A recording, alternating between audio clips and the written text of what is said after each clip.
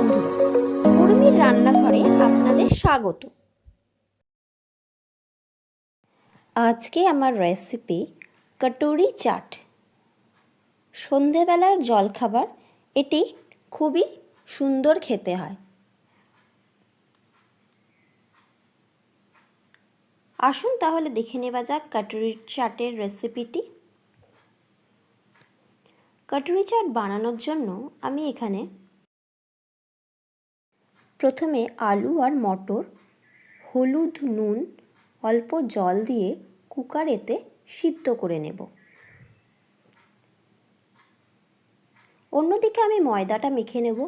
তার জন্য আমি ময়দা নিয়ে নিয়েছি, তাতে নুন, স্বাদ অনুযায়ী জোয়ান আর 2 চামচ তেল দিয়ে দিলাম। সাদা তেল দিয়ে ভালো করে মিশিয়ে জল দিয়ে মিডিয়াম সফট একটা ডো তৈরি করে নিয়েছি। এরপরে আমি লুচির মতন ছোট ছোট লেচি করে এটাকে ঢেকে রেখে দেব। তারপরে এটাকে লুচির মতন করে বেলে নিয়ে কাঁটা চামচের সাহায্যে এইভাবে গর্ত দাগ করে নেব, যাতে করে ভাজার সময় ফুলে না যায়। এইভাবে বাটিতে করে বাটির গায়েতে বাইরের দিকে ময়দাটাকে ভালো করে লুচির লেচিটাকে দিয়ে আটকে নিয়ে কড়াইতে সাদা তেল গরম করে মিডিয়াম আঁচে এটাকে ভালো করে ভেজে নেব। ভেজে নেবার সাথে সাথে বাটিটা সাথে যে ময়দাটা আটকানো ছিল ময়দাটা খুলে যাবে, বাটিটা তুলে নেব। দিয়ে দুপিঠ ভালো করে উল্টে পাল্টে ভেজে নেব। ভেতর পোর্শনটা এইভাবে লালচে করে ভেজে নেব। ভেজে নিয়ে সবকটা এইভাবে তুলে রেখে দেব।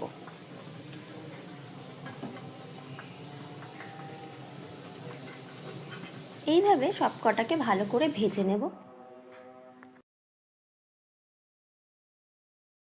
এটি ভালো করে ভাজতে হবে। ভাজলে এটি এতটা মুচমুচে এবং খুব সুন্দর খেতে হয়। এটি চাটের সাথে খাওয়া হয়, অপূর্ব লাগে। আপনারাও এটি বাড়িতে একবার ট্রাই করে দেখবেন।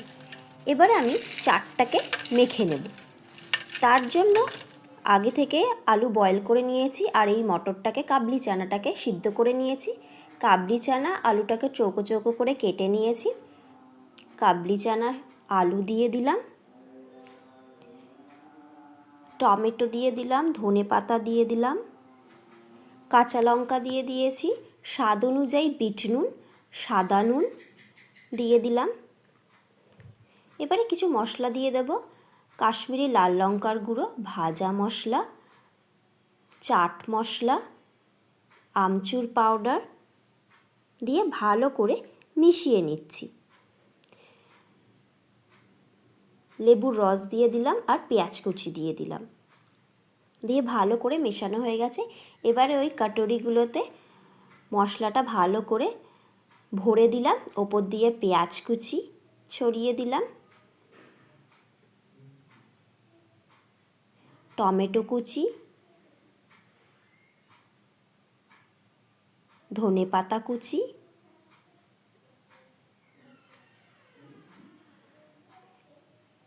গার্নিশের জন্য বিটকে আমি লম্বা লম্বা করে কেটে রেখেছি, সেটাও দিয়ে দেব। ওপর দিয়ে 1 চামচ করে প্রতি কাটাতে টক দই দিয়ে দিলাম। আগে থেকে নুন চিনি দিয়ে ফেটিয়ে রেখেছিলাম। ধনে পাতার চাটনি দিয়ে দিলাম।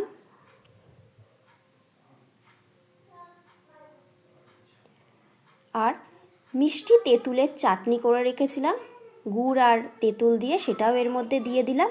ওপর দিয়ে ঝুরি ভাজা ছড়িয়ে দিচ্ছি। হয়ে গেল আজকের আমার রেসিপি কটুরি চাট।